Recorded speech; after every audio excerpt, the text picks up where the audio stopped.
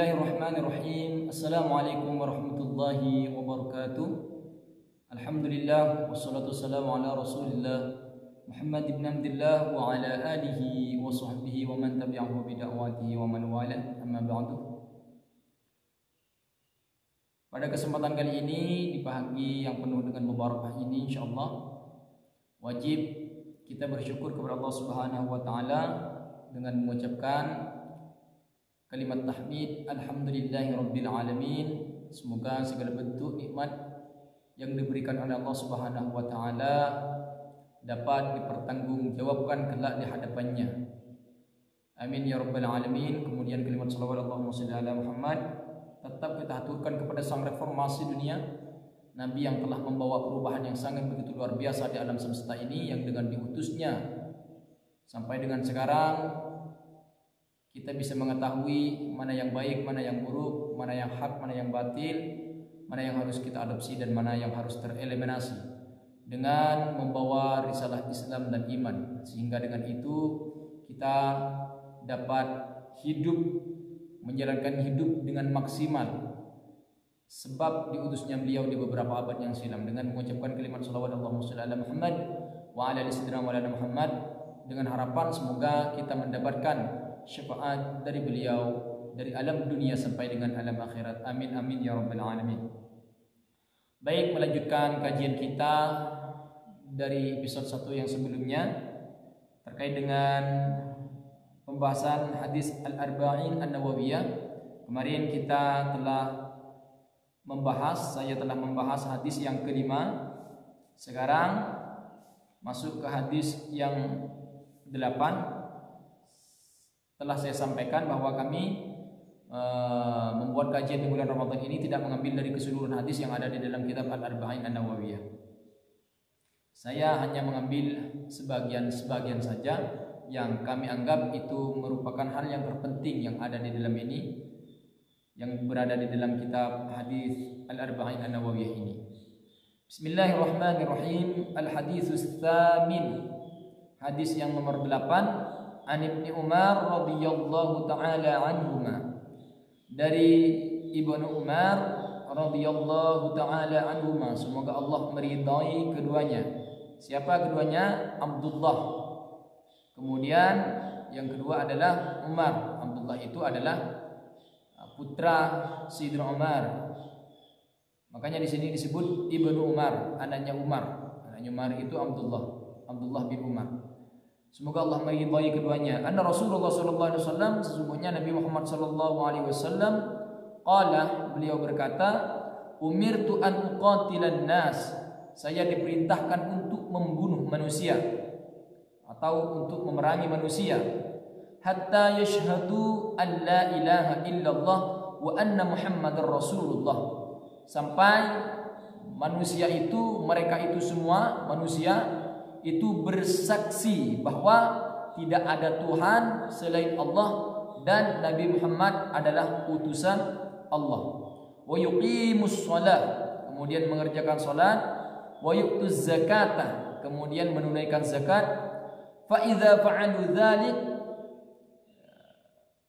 ketika seseorang sudah mengerjakan itu semua, manusia itu mengerjakan, yang pertama membaca syahadat, kemudian menunaikan salat, wa yu'tuz zakah, dan mengerjakan zakat atau menunaikan zakat, asamu minni dima'ahum wa amwalahum, kemudian jiwanya atau darahnya, wa amwalahum, dan hartanya itu dilindungi, illa bihaqqil Islam, kecuali hal-hal yang memang dibenarkan oleh syariat Islam.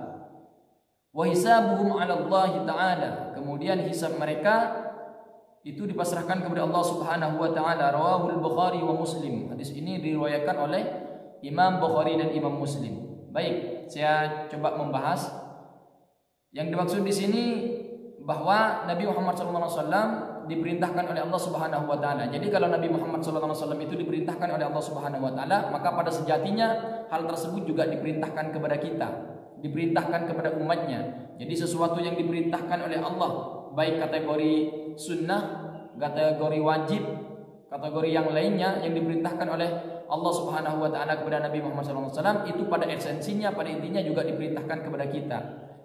Jadi diperintahkan untuk membunuh manusia. Hatta yashhadu an la ilaha illallah wa anna Muhammad Rasulullah. Sampai orang tersebut bersaksi bahwa tidak ada Tuhan selain Allah dan Nabi Muhammad utusan Allah. Jadi kalau Nabi Muhammad SAW dulu itu diperintahkan oleh Allah Subhanahu wa taala untuk membunuh manusia. Untuk kekinian yang dimaksud dengan hadis ini, kalau kita tarik ke zaman yang sekarang, kita jangan semena-mena kemudian kalau ada orang kafir kita perangi, kita bunuh. Tidak, ini harus membutuhkan kajian-kajian fikih. Artinya kita tidak semena-mena membunuh orang kafir. Harus ada suatu hal yang dibenarkan di dalam syariat Islam. Jadi misalnya setelah mendengar hadis ini, setelah membaca hadis ini, buru-buru langsung mau membunuh orang kafir. Tidak boleh. Itu harus lewat kajian fikih-fikih tertentu.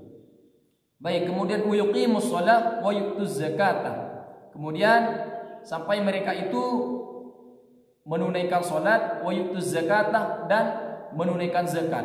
Mendirikan salat dan menunaikan zakat. Makanya dulu pada zaman Sayyidina pemerintahan Sayyidina Abu Bakar Siddiq, terkala ketika setelah wafat Rasulullah SAW lalu diganti oleh Sayyidina Abu Bakar Siddiq, ada segelintir orang Islam yang pada saat itu tidak mau menunaikan zakat. Sayyidina Abu Bakar Siddiq itu tegas pada saat itu untuk memerangi orang-orang yang tidak mau membayar zakat pada saat itu. Lalu sahabat lain seperti Umar ibn Khattab memberontak, artinya melakukan bantahan terhadap Sayyidina Abu Bakar Siddiq. Kenapa engkau mau membunuh mereka wahai Amirul Mukminin, sedangkan mereka juga bersyahadat, bersaksi bahwa tidak ada Tuhan selain Allah dan Nabi Muhammad utusan Allah. Apa dengan tegasnya Sayyidina Abu Bakar Siddiq memberikan beberapa pendapat pada saat itu, sehingga Sayyidina Umar ibn Khattab juga setuju terhadap apa yang diinginkan oleh Sayyidina Abu Bakar Siddiq selaku Amirul Mukminin pada saat itu, sehingga peperangan terjadi. Kenapa kok demikian? Coba andaikan pada saat itu Sayyidina Abu Bakar Siddiq tidak tegas memerangi orang yang membayar zakat, saya yakin sampai dengan detik ini orang-orang Islam tidak akan mau membayar zakat.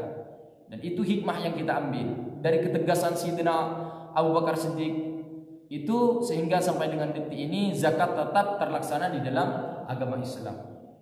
Banyak cerita-cerita lain para sahabat yang kemudian melakukan hal yang hampir sama terhadap apa yang dilakukan dengan apa yang dilakukan oleh Sayyidina Abu Bakar Siddiq. Jadi kita mesti tahu bahwa kita harus saling menyayangi sesama umat Islam. Makanya di dalam Al-Quran diterangkan adillatin 'alal mu'minin 'izzatin 'alal kafirin. Kita itu diperintahkan oleh Allah Subhanahu wa taala untuk bersikap lemah lembut terhadap orang yang sesama muslim, terhadap orang yang sesama mukmin. 'Izzatin 'alal kafirin. Kemudian kita diperintahkan untuk bersikap tegas, asyidda' ma'al kuffar, ruhama bainahum. Kita diperintahkan untuk ruhama, saling kasih sayang antara seorang muslim satu dengan muslim lainnya. Kemudian kita diperintahkan oleh Allah Subhanahu wa taala untuk bersikap tegas kepada orang yang bukan muslim atau disebut dengan orang kafir. Makanya sekarang banyak orang yang kemudian mau kepada orang Islamnya bersikap tegas, kemudian kepada orang kafir dia bersikap lemah lembut. Jadi kalau kepada seorang sesama muslimnya dia sok angkuh, tapi ketika dengan orang kafir dia sok melindungi. Ini kan pola pikir yang keliru di zaman sekarang. Sebagian oknum yang melakukan hal yang seperti itu. Kemudian ketika seseorang tersebut telah mengerjakan apa yang dikatakan di dalam hadis ini, maka orang tersebut dilindungi jiwa dan hartanya.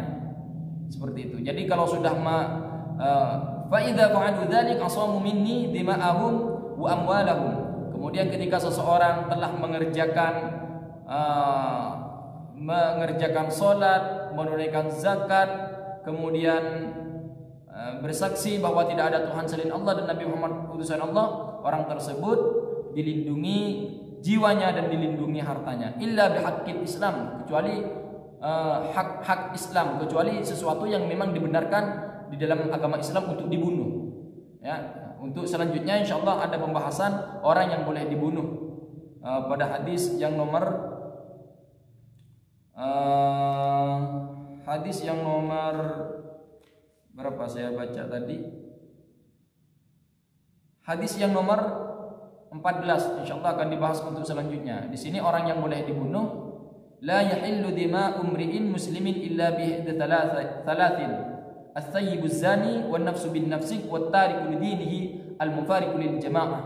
Jadi hak-hak yang dibenarkan di dalam Islam orang yang boleh dibunuh itu diantaranya ada 3. Yang pertama as-sayyibu zani, orang yang berzina muhsan, yang sudah mempunyai pasangan, yang telah mempunyai pasangan, wan nafsu bin nafsi, kemudian membunuh dengan cara sengaja, wat tariku lidinihi, meninggalkan agama Islam, atau al mufariq lil jamaah.